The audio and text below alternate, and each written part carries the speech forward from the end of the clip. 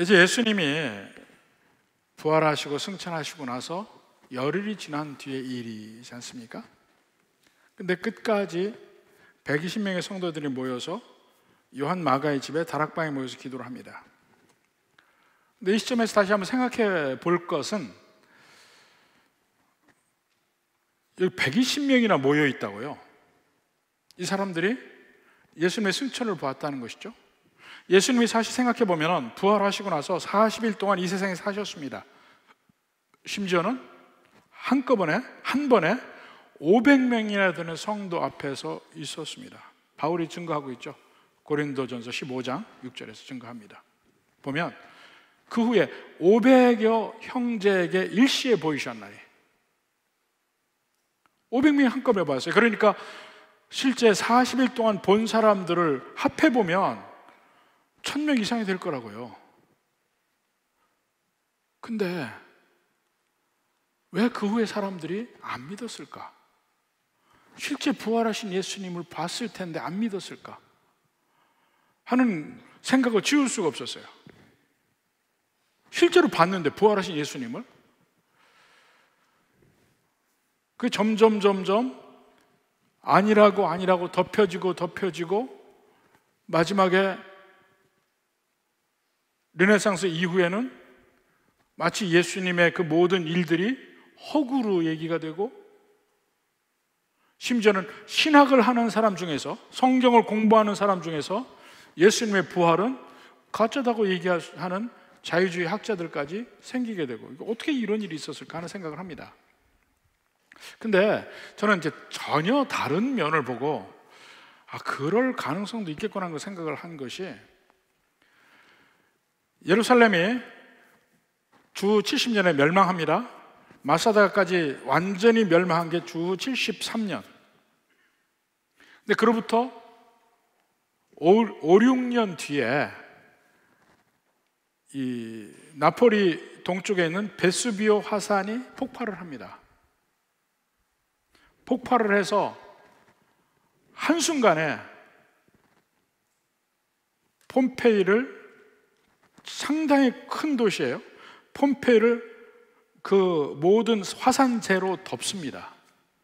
그래서 그 폼페이는 너무 순식간에 화산재로 5m 이상의 재로 덮어가지고 그 폼페이를 가보면 모든 사람들이 그냥 현장에 실제 그때의 생활상을 딱 찍은 것 같아요.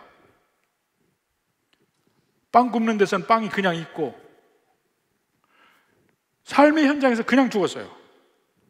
어떤 사람은 이렇게 놀래는 모양으로 그냥 죽었어요. 그게 이제 막 화살재가 떨어질 때 급박하게 떨어져서, 하여튼 그 한순간을 사진으로 찍은 것처럼 폼페이를 완전히 덮었습니다. 그 넓은 도시를, 엄청나게 넓어요. 근데 거기 말고 이 2차 폭발에서 또 당한 도시가 하나 있는데, 폼페이보다는 크지 않지만 바로 해변가에, 좀 더 해변가에 그 허큘라니움이라는 곳이 있습니다. 근데 거기는 폭발하니까 폼페이는 그 자리에서 찍었어요. 있는 그대로. 근데 허큘라니움은 폭발하니까 사람들이 피했습니다. 피해서 그 배가 들어오는 이 동굴 같은 그 배를 넣어놓는데, 그런데 이렇게 사람들이 들어갔었는데 2차 폭발에서 다 죽었어요. 다 죽었는데 그거는 이제 워낙 열이 한꺼번에 해가지고 피해 있는 사람이 다 죽었어요. 조금 다르죠. 근데 그 큰 도시 두 개가, 물론 허큘라니움은 조금 작아요. 폼페이는 훨씬 큰 도시입니다. 이 10,000명 이상이 살던 도시, 허큘라니움은 막 5, 6천 명 살던 도시. 그 수많은 사람들이, 그러니까 수만 명이 죽었겠지, 양쪽에서. 그러면 그것을 주변에 본 사람들은 얼마나 많을 거예요? 근데 2000년의 세월이 점점 흐르면서 마치 옛날에 전설처럼 내려오는 도시가 돼버렸어요. 폼페이라는 데가. 허큘라니움은 아예 이름도 없어졌고 전설처럼 내려왔어요. 그런 일이 있었을까? 실제? 있는지 아닌지 사실을 확인을 못했는데 18세기에 폼페이가 발견이 됩니다. 또 훨씬 나중에 허큘라리움이 또 발견이 됩니다. 그 양쪽이 다 나온 거예요. 마치 그 전까지만 해도 폼페이는 마치 어틀란티스 비슷해요. 고대의 도시 중에 있었는데 어틀란티스는 물속에 잠겨서 없어진 도시다, 뭐 이런 얘기. 지금도 그 어틀란티스가 어디일 거라고 찾고 있잖아요. 폼페이도 그런 식이었다니까요. 트로이도 마찬가지예요. 트로이. 호모의 일리아에드의 그 그리스와 트로이의 전쟁, 트로이 전쟁에 대한 얘기가 나오는데 이게 그냥 설화, 서사시의 설화인 줄로 알았습니다. 근데 실제 트로이가 발굴이 돼요. 20세기 와서 나온 거예요. 이것이 그냥 소설이 아니었고, 호모의 서사시 그냥 소설이 아니었고 실제 있었던 일이구나 하는 것을 나중에 알아요. 근데 그 일이 일어날 당시 생각해보면 엄청난 많은 수의 사람들이 그걸 눈으로 다 봤어요. 봤음에도 불구하고 수천의 세월이 흐르면서 점차 이것이 전설로 내려온 거예요. 이걸 보니까 거기에 비하면 예수님이 이 세상에서 한 1000명에 가까운 사람에게 보여진 것은 그냥 묻힐 수도 있구나, 이것을 생각을 한 겁니다. 그냥 묻힐 수도 있어요. 그게 엄연한 사실이고 여러 사람이 봤음에도 불구하고 그냥 없는 사실처럼 돼. 마치 폼페이가 덮인 것처럼, 트로이가 없어져서 그냥 전설로만, 소설로만 남아있는 것처럼 그렇게 된 걸 봅니다. 그러니까 역사적 사실이라 할지라도 전설이 될 수 있구나, 이것을 여러 면에서 새로 한번 본 것이 있습니다. 실제로 일어난 일임에도 불구하고 예수님이 이제 승천하셨습니다. 그리고 열흘 동안 그 120명의 성도들이 요한 마가의 집에서 기거하면서 기도하며 생활하며 이렇게 있는데 열흘 만에 벌어진 일이 오늘 2장 1절로 4절까지 말씀해요. 오순절 날이 이미 이름에, 오순절이 6월절 이후에 50일 뒤잖아요. 예수님은 40일 만에 승천하셨고, 그러니까 열흘 동안 거기 있었죠. 그들이 다 같이 한 곳에 모였더니, 마가의 다락방이죠. 호련히 하늘로부터 급하고 강한 바람 같은 소리가 있어 그들이 앉은 온 집에 가득하며 마치 불의 혀처럼 갈라지는 것들이 그들에게 보여 각 사람 위에 하나씩 임하여 있더니 충만함 받고 다른 언어를 말했다. 이것이 초대교회에 하나님의 불이 떨어져서 각 사람 머리에 임한 것이 과연 어떤 의미인가, 이것만 봐서는 모릅니다. 그래서 성경 전체에서 하나님의 불이 떨어지는 그 면을 보면 이 의미를 정확하게 알 수가 있습니다. 자, 이 하나님이 불 떨어지는 것은 그 하나님의 백성들이 하나님 앞에 제사를 드릴 때 간간히 그런 일이 벌어졌습니다. 제일 먼저 여호와의 불이 나오는 것은 우리가 수요일 날 본 창세기 15장 10절에 보면은 하나님이 아브라함과의 언약 조인식을 하죠. 고기들을 쪼개놓으라 그래 놓고 하나님의 불이 그 쪼갠 고기 사이로 지나갑니다. 창세기 15장 17절에 타는 횃불이 쪼갠 고기 사이로 지나더라. 그 하나님의 불이에요. 하나님 자신을 상징하는 하나님의 불이 거기 지나갔어요. 하나님이 그 제사를 받으시고 내가 언약 당사자라는 걸 보여주는 거예요. 또 그 이후에도 하나님의 백성들의 일을 할 때 내가 너와 함께하는 하나님이라는 걸 보여주는 의미로서 불이 떨어지는 적들이 있습니다. 예를 들어서 기드온에게 역사하는 것, 사사기 6장 21절 봅시다. 기드온이 하나님에게 표적을 보여줘요. 나는 작은 사람인데 어떻게 내가 이스라엘을 구하는 사사가 됩니까? 그러니까 보여줍니다. 여호와의 사자가 손에 잡은 지팡이 끝을 내밀어 고기와 무교병에 대니, 여호와의 사자가 나타나니까 기드온이 어떻게 합니까? 잠깐 계십시오. 내가 제사를 지내고 그래서 무교병과 고기를 가져왔는데 거기에다가 불이 떨어지죠. 불이 바위에서 나와 고기와 무교병을 살랐고 하나님이 기드온에게 직접 명령한다는 것을 보여준 장면입니다. 또 삼손의 부모에게도 보여줘요. 삼손의 일을 얘기하면서 사사기 13장 20절 봅시다. 불꽃이 제단에서부터 하늘로 올라가는 동시에 여호와의 사자가 제단 불꽃에 휩싸여 올라간지라. 삼손이 날 걸 얘기하고 모든 그걸 가르치고 그 다음에 내가 참 하나님이라는 걸 보여주면서 불을 보여줍니다. 그러니까 마노아와 그의 아내가 삼손의 부모죠. 그것을 보고 그들의 얼굴을 땅에 대고 엎드리네. 하나님을 알고. 다윗이 예루살렘에서 왕으로 있는 동안에 마음이 교만해져서 인구조사를 합니다. 내가 이만큼 이룬 업적이 이거다. 이것을 보이고 스스로 교만해지는 것 때문에 이스라엘에 온역이 3일 동안 임합니다. 그 끝날 때 하나님께 제사를 지냈는데 이제 그때 불이 내려옵니다. 역대상 21장 26절 봅시다. 다윗이 거기서 여호와를 위해 제단을 쌓고 번제와 화목제를 드려 여호와께 아뢰었더니 그 다음에 여호와께서 하늘에서부터 번제단 위에 불을 내려 응답하시고 그래 내가 내 모든 기도와 간구를 들었다 하는 의미에서 응답하십니다. 제일 유명한 여호와의 불은 갈멜산이죠.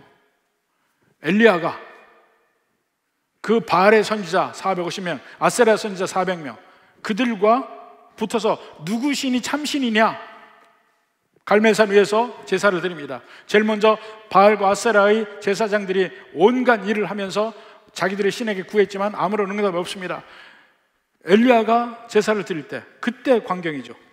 엘리야가 기도합니다. 열왕기상 18장 37절을 보면 여호와여 내게 응답하소서 내게 응답하소서 이 백성에게 주 여호와는 하나님이신 것과 주는 그들의 마음을 돌이키심을 알게 하옵소서. 엘리야의 기도예요. 그렇게 하매 그 다음에 이에 여호와의 불이 내려서 번제물과 나무와 돌과 흙을 태우고 도랑의 물을 핥은지라. 완전히 다 태워버립니다. 하나님이 참 하나님이심을 증거하는 제목이 나옵니다.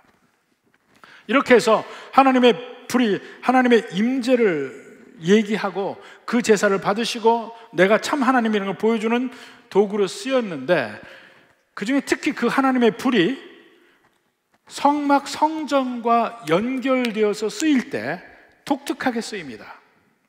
먼저 성막과의 관계를 봅시다. 자, 출애굽을 보면 하나님과 이스라엘 백성들과 그 연결되는 연결점을 보면 단계적으로 나옵니다. 제일 먼저 출애굽기 1장 19장까지는 애굽에서 그들을 건져내셔서 시내산까지 데려오셔요. 20장에 십계명 주시고 21장부터 23장까지 율례를 주시고 그리고 언약 조인식을 24장에 합니다. 언약 조인식 한 다음에 바로 율법을 구해내시고 율법 주셨잖아요. 그 다음에 성막을 주셔요. 성막에 식양을 주시고 실제 금송아지 사건이 있은 뒤에 실제로 성막을 짓는 장면이 나오고 마지막 성막을 지은 것으로 끝이 납니다. 출애굽기는 4장에서. 그리고 나서 레위기에서는 제일 먼저 그 성막에서 드려야 될 제사가 5가지가 나와요. 번제, 소제, 속제제, 속건제, 화목제 이 5가지가 나와요. 이러이러한 제사를 드리라.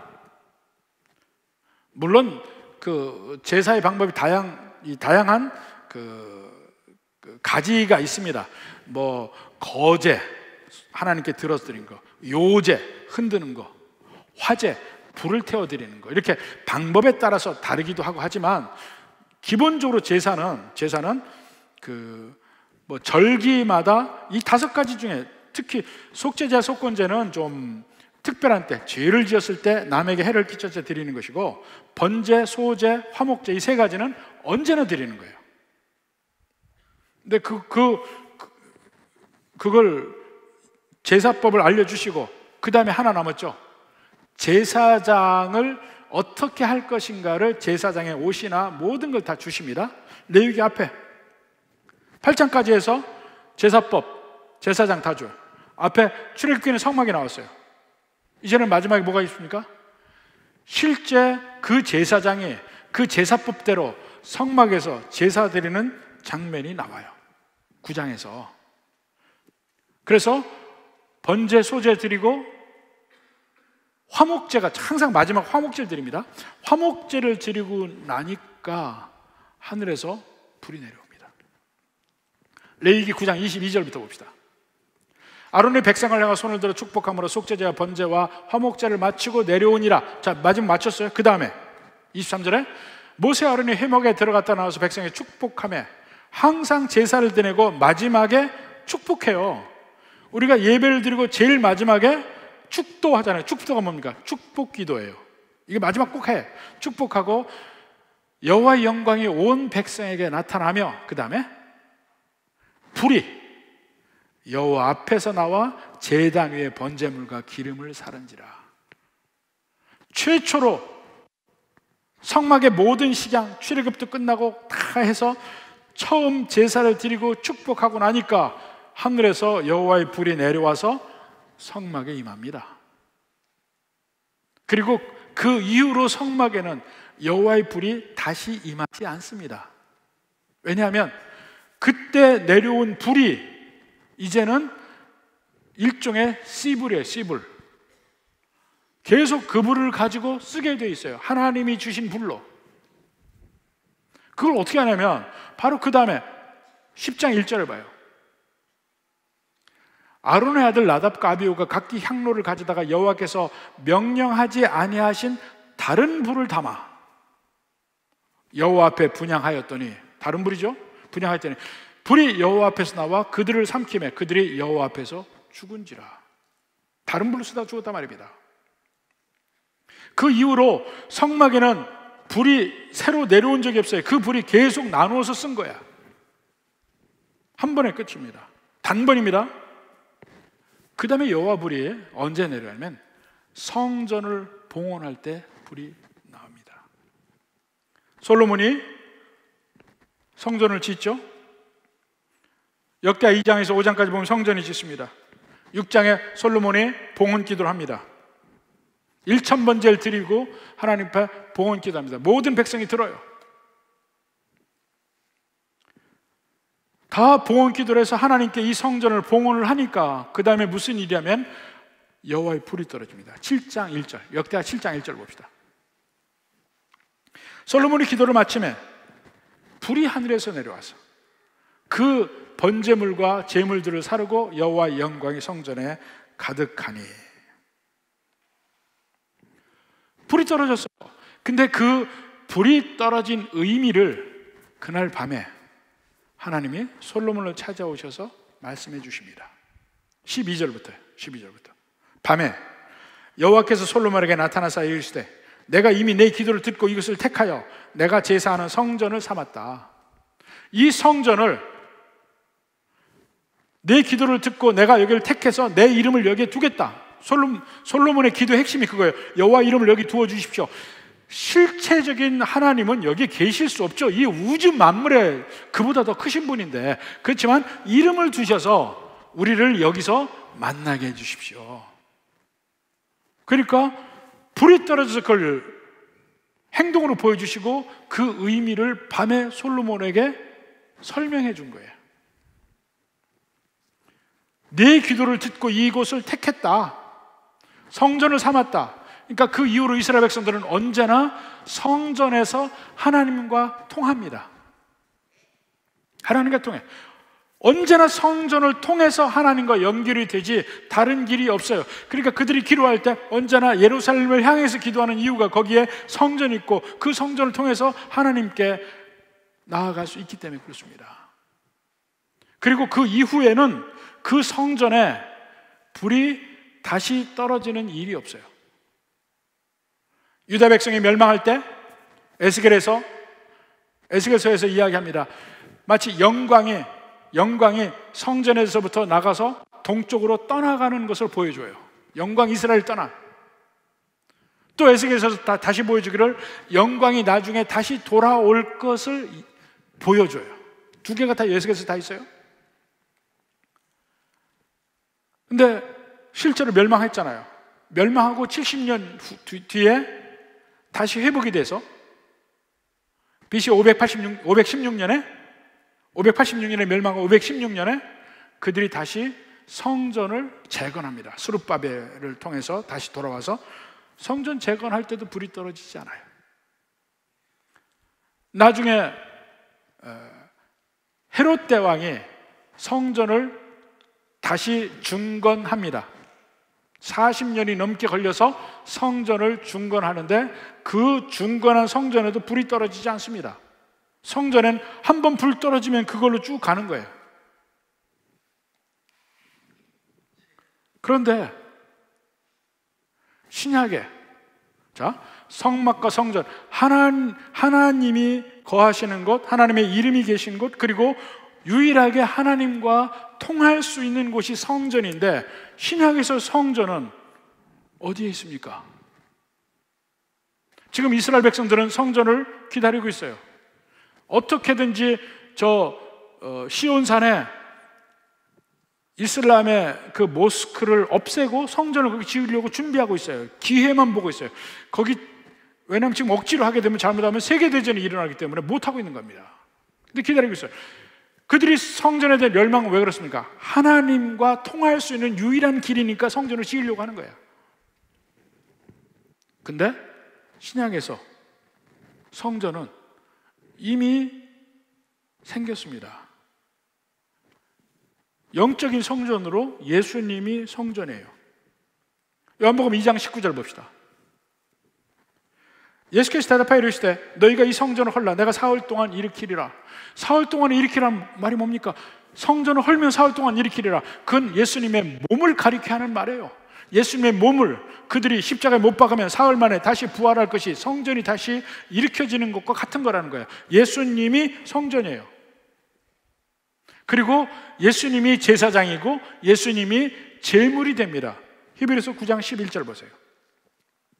그리스도께서는 장래 좋은 일에 대제사장으로 오사 손으로 짓지 않은 곧 이 창조에 속하지 않은 더 크고 온전한 장막으로 말미암아 염소와 송아지 피로 하지 아니고 오직 자기 피로 영원한 속죄를 이루사 단번에 성소에 들어가셨느니라. 그 성소 자체가 그 몸이 예수님이라는 거예요. 그리고 대제사장도 예수님이고 제물도 예수님의 피고, 그리고 구약에 엄청나게 많은 제사법들이 있잖아요. 이렇게 하고 이렇게 하고 아주 복잡한 제사법이 있었는데, 신약의 새 성전 예수님 안에서 드리는 제사는 오직 한 가지 원칙만 있습니다. 신령과 진정으로. 요한복음 4장 24절. 하나님의 영이시니 예배하는 자가 영과 진리로 예배할지니라. 영이라는 것은 본심으로, 본심으로, 진리로, 하나님의 참된 진리 하에서 예배를 드리는 겁니다. 가짜적인 예배 뭐 이런 거 말고 이 본 영에서부터 나오는 그 예배, 이것이 예수님만 통해서예요. 예수님이 성전이야. 구약에서 성전만 통해서 하나님을 닿듯이 신약에서도 예수님만 통해서 하나님을 닿을 수 있습니다. 그러니까 우리가 기도할 때마다 예수님의 이름으로 기도하죠. 성전을 통하는 거예요. 근데 그 예수님의 그 성전이 승천하셨어요. 승천하셨어요. 그리고 대신 이 땅에 예수 그리스도의 몸을 남겨놓으십니다. 그게 바로 교회죠. 교회. 에베소서 1장 23절을 봅시다. 교회는 그의 몸이니 만물 안에서 만물을 충만케 하시는 이의 충만함이니라. 교회가 신약에 성전이 세 가지 의미로 나옵니다. 첫 번째는 예수님이에요. 두 번째는 교회입니다. 교회가 성전이에요. 근데 교회는 이 건물 예배당이 아니고 예수 믿는 사람들의 모임이 교회입니다. 그 예수 믿는 사람들이 모이면 그곳이 성전이에요.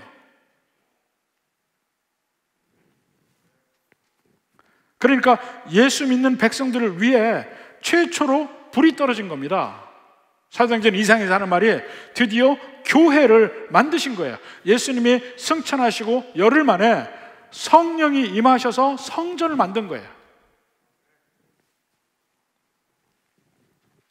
그러니까 이 교회는 하나님이 세우시고 교회가 교회다운 것은 그 안에 성령이 계시고 여호와의 불이 있기 때문에 그렇습니다. 그래서 다시 불이 또 떨어지는 일은 없어요.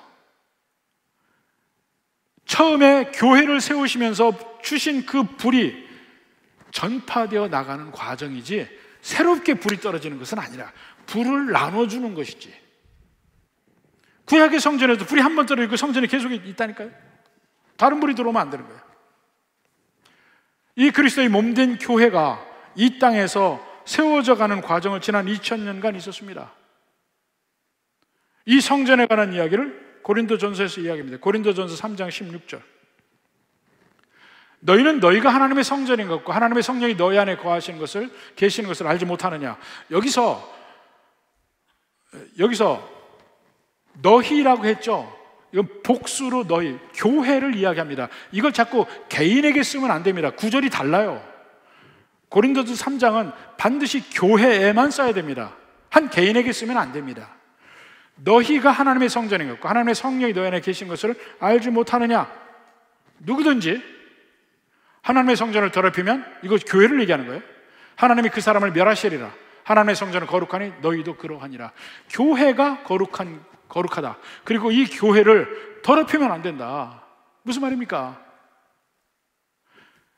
교회 안에서 교회를 흔드는 사람들, 교회를 이간질하고 가르고 교회를 깨뜨리려고 하고, 이게 다 무서운 죄입니다.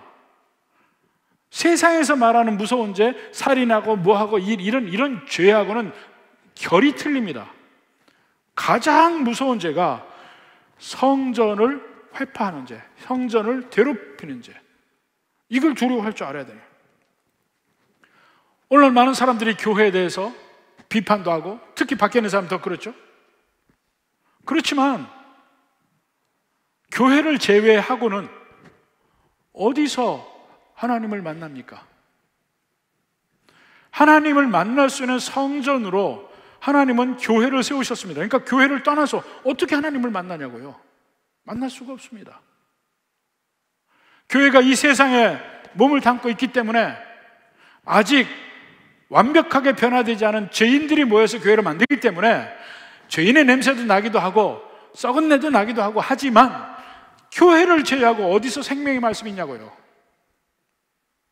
그래서 교회를 귀히 여기고 지키고 교회를 교회답게 만들려는 노력들이 필요합니다. 교회는요, 이 세상에 멸망하는 그날까지 절대로 없어지지 않습니다. 천국에는 그냥 천국이 있지 더 이상 교회는 아니야.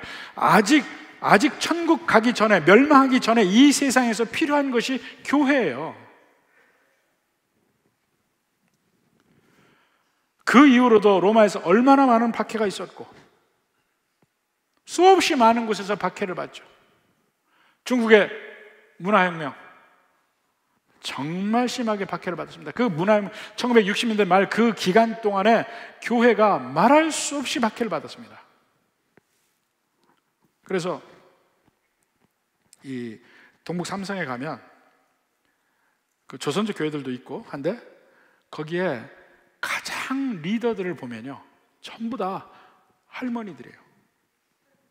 마지막 교회를 지켰던 사람들이, 남자들은 다 도망가고 여자들만 남아가지고 끝까지 교회를 지킨 사람 할머니들이야.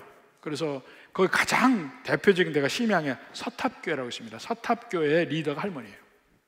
이제 돌아가셨지만 할머니예요. 그 뒤에도 계속 거기는 연결해서 여자들이 리더가 되는 경향이 있습니다. 그게 문화혁명의 영향이에요. 그래도 교회는 지켜졌어요. 암흑기에서도 교회는 살아난다니까. 북한이요, 그렇게 지금 이 공산주의로 이 기독교를 핍박하고 미워하고 하지만 지하교회가 있습니다. 너무 핍박이 심해서 교회가 크진 않아. 작은 교회들이 곳곳에 남아 있습니다. 나중에 우리 통일되면 분명히 지하교회가 햇빛을 보고 나올 날이 있을 겁니다. 없어지잖아요, 교회는 절대로. 근데 오히려 외부적인 압박이 없을 때 교회가 내부적으로 무너져요. 내부적으로 문제점이 막 드러나고 그렇습니다. 근데 그런 면에서 우리가 다시 생각해 봐야 되는 겁니다. 우리는 누구인가? 교회는 어떤 데인가? 성령이 함께 하시는 성전이라, 이 성전을 더럽히면 멸하리라는 하나님의 말씀을 잊지 않고 생각해야 됩니다. 자, 신약에서 성전의 세 번째 의미, 성도들 개개인이 하나님의 성전입니다. 개개인이. 고린도전서 6장 19절 봅시다. 3장이 아니고 3장에는 교회예요. 6장 19절 보면 너희 몸은 너희가 하나님께로부터 받은 바 너희 가운데 계신 성령의 전인 줄 알지 못하느냐. 우리 몸이 성령의 전이라는 거야.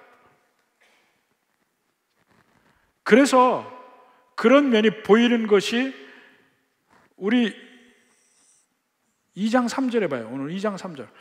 마치 불의 혀처럼 갈라지는 것들이 그들에게 보여 각 사람 위에 하나씩 임하여 있더니, 각 사람이 하나하나가 성전이에요. 하나하나가 성전이야. 이제는 하나님 앞에 제사는 어떻게 드립니까? 다시 요한복음 4장 24절, 영과 진리로 예배하는 거예요. 예배 방법. 그럼 제물은 어디서? 제물은요? 우리 몸이 제물이야. 우리 몸이. 로마서 12장 1절. 너희 몸을, 자비하심으로 너희를 권해 너희 몸을 하나님이 기뻐하시는 거룩한 산 제물로 드리라. 이는 너희가 드릴 영적 예배니라. 우리 몸을 드리잖아요. 우리 몸이 제물이에요. 예수님이 성전인 것은 예수님 또 거기 제물을 예수님의 피로, 예수님의 몸으로 드리잖아요. 우리도 영적 예배를 드리는데 우리 몸을 드려요. 우리가 교회로 모여서 예배라는 걸 드리지만 우리의 삶을 통해서, 삶 속에서도 하나님께 우리 몸을 드리는 예배를 드릴 수 있습니다. 우리 삶에서 하나님께 순종하는 모든 삶이 예배예요. 우리 몸을 드리는 예배예요. 자, 이러니까 우리가 성전이구나. 우리 교회가 성전이구나. 교회는 우주적 교회, 모든 믿는 백성의 집합도 교회이기도 하지만 성경에서 끊임없이 지역교회도 완벽한 하나의 교회라고 계속 이야기합니다. 에베소 교회도 교회고, 빌립보 교회도 교회고, 우리 광주 중앙교회도 교회고, 그 교회 안에 교회도 성전이야. 근데 그 성전으로서, 여호와의 불이 임한 성전으로서 교회도 여호와의 불이 있고, 개개인 믿는 백성들도 여호와의 불이 각자의 몸에 있어. 몸에. 그런 성전입니다. 그럴 때 우리는 당연히 그 성전에서 하나님을 만나고 하나님에서 성전답게 존재해야 되잖아요. 성전답게. 제일 먼저 거룩해야 되고, 제물로서 거룩해야 되죠. 제물이 거룩해야 되고. 이게 거룩함이라는 게 의무이자 특권이에요. 거룩함이라는 게 하나님께로 구별됨을 이야기하잖아요. 이 세상 사람들은 무슨 일을 해도 아무리 착한 일을 거룩한 사람이 아니에요. 하나님께 구별된 사람이 아니에요. 자기의 길을 가는 것이지. 근데 우리는 거룩합니다. 우리 교회도 거룩합니다. 하나님께 구별됐습니다. 그러니까 그 거룩함의 특징을 유지하려고 노력하죠. 교회도 노력하고 개개인도 노력하고. 어떻게 노력해야 되느냐? 바로 로마서 12장 1절, 그 다음에 2절 보세요. 2절. 너희는 이 세대를 본받지 말고 오직 마음을 새롭게 함으로 변화를 받아 하나님의 선하시고 기뻐하시고 온전하신 뜻이 무엇인지 분별하도록 하라. 분별이 되어야 하나님 앞에 거룩한 산 제사를 드리죠. 분별이 되어야. 그 다음에 또 하나는 우리에게 그리스도의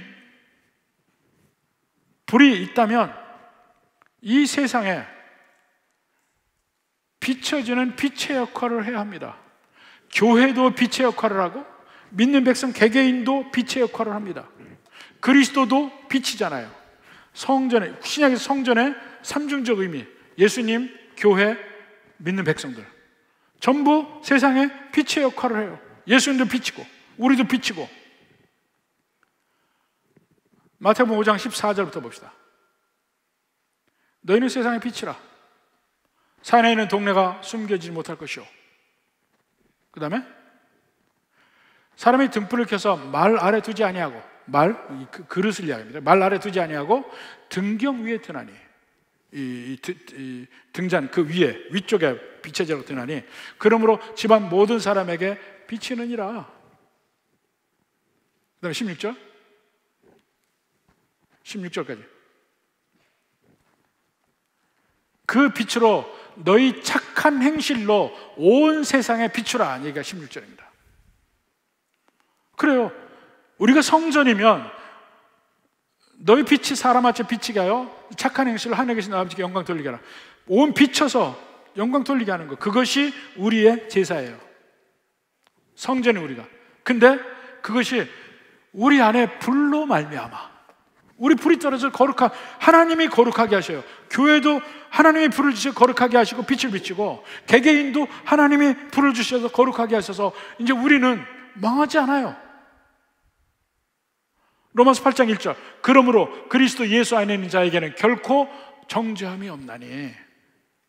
그 이유가 그겁니다. 하나님의 불이 우리 안에 있고 우리가 성전인데 절대로 지지 않는다는 거예요. 마지막에 우리 자체가 성전, 우리 교회가 성전이라는 면에서는 기도의 특권이 있습니다. 기도의 특권. 이것은 솔로몬이 성전을 봉헌할 때 잘 나와 있어요. 솔로몬이 기도합니다. 봉헌하면서 성전의 의미를 이야기해요. 하나님, 그 크신 하나님이 이 작은 성전에 계실 수는 없지만 이름을 두시면 우리가 혹시 하나님을 떠나서 죄를 지어서 가뭄이 임하고 기근이 임하고 온갖 재앙이 우리에게 임할 때 우리가 이 성전을 통해서 하나님께 기도하면 하나님 들으시옵소서. 그게 솔로몬 기도의 핵심이에요. 그러니까 그 밤에 아까 얘기했죠? 역대하 7장 12절 그 밤에 여호와께서 나타나셔서 얘기합니다. 그에게 이르시되 내가 이미 내 기도를 듣고 이곳을 택하여 내게 제사하는 성전을 삼았으니 그 기능이 어떻게 되면 13절부터 혹 내가 하늘을 닫고 비를 내리지 아니하거나 혹 메뚜기들에게 토산을 먹게 하거나 혹 전염병이 내 백성 가운데 유행하게 할 때에 죄를 지어서 벌을 받는 거예요. 할 때에 내 이름으로 일컫는 내 백성이 그들의 악한 길에서 떠나 스스로 낮추고 기도하여 내 얼굴을 찾으면, 이 굉장히 중요한 기능이죠. 아이고 하나님 나 못 살겠습니다. 하나님께 돌아올 때 기도하여 내 얼굴을 찾으면 내가 하늘에서 듣고 그들의 죄를 사하고 그들의 땅을 고칠지라. 어딜 통해서요? 성전을 통해서.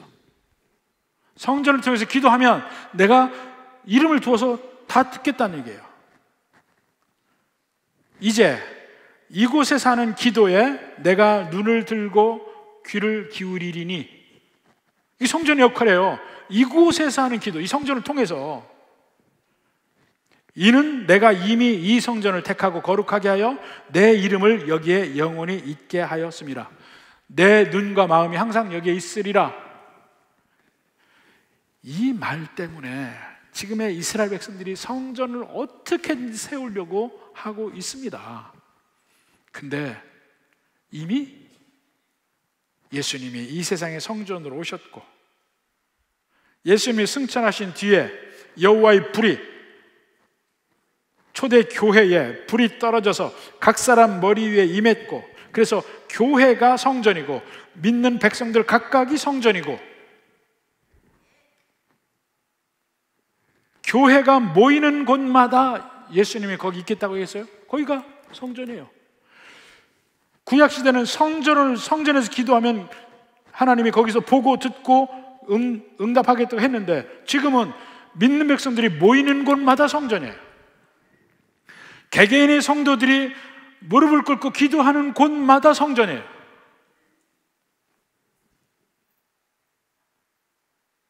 이 기도의 특권이 우리에게 있는 겁니다. 근데 기도가 왜 특권입니까? 기도할 때 들으신대잖아요. 안 믿는 백성은 누구에게 기도하는지도 모를 텐데, 우리는 기도할 때 들으십니다. 우리 속에 성령이 계시잖아요. 우리가 성전이잖아요. 하나님을 만나는 곳이잖아. 그러니까 들으시는 거예요. 그 대신 성전이니까, 우리 교회가 성전이니까, 내가 성전이니까 거룩하게 해야 됩니다. 거룩하게. 또 하나는 빛을 비춰야 됩니다. 우리가 지금 새생명 축제를 향해서 가고 있습니다. 빛을 비추는 역할. 우리가 성전일 때 당연히 여호와의 빛이 세상에 나를 통해서 비춰져야 될 거 아니에요.